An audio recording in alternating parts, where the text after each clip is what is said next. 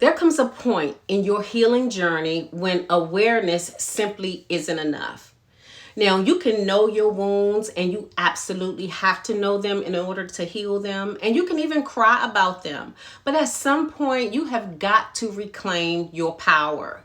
So welcome back to episode 3 in the series I'm doing called Becoming the Secure Woman. And today we are talking about boundaries and setting standards and building the kind of self-trust that shifts everything on a healing journey. Now, I remember the first time I set a real clear and hard boundary with a man that I cared about and a friend that I had for years, because I believe how you do one thing is how you do everything. And to be honest, the way that I was showing up in romantic relationships, not fully secure in who I was, I also was showing up this way in my friendships. And I just had to make a decision to walk away from any and every relationship that didn't serve me.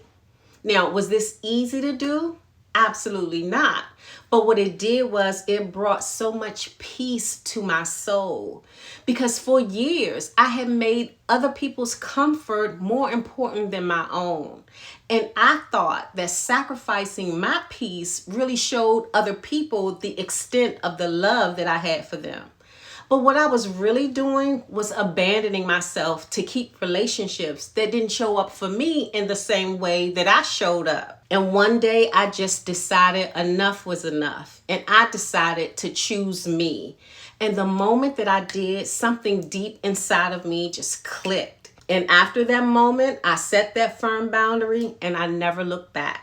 And now I've come to see boundaries as love lines that not only teach people how to treat you, but they remind you that your needs matter, because they do. See, when you're healing, especially from anxious attachment, and you're trying to change how you do relationships, setting boundaries may feel uncomfortable because your nervous system is so wired to feel like saying no or drawing a line for someone means that the people that you love will abandon you. But the real truth is, boundaries only push the wrong people away. Because if it was a true friendship and a true relationship, they would have cared to show up for you in the same way you showed up for them.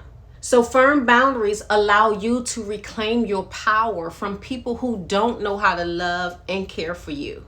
And when you set firm boundaries, it will allow you to stand in your power. And this means that you will stop explaining why your standards exist.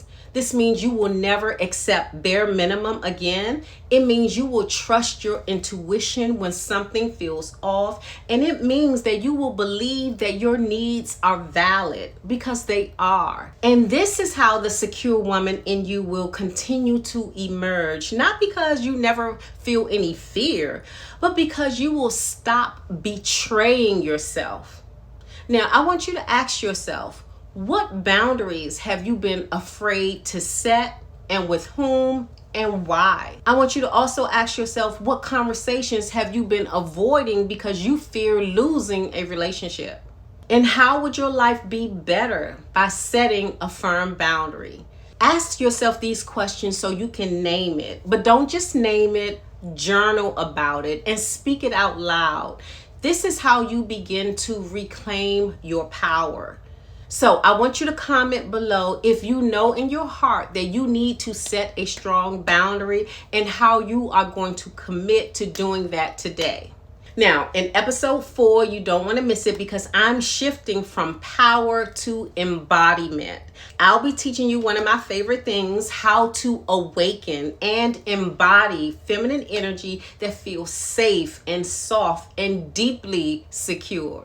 So if you haven't already, hit the subscribe button and turn on the notifications, and share this video with a sister who's ready to stop shrinking and start standing tall in her power. And I'll see you in the next video.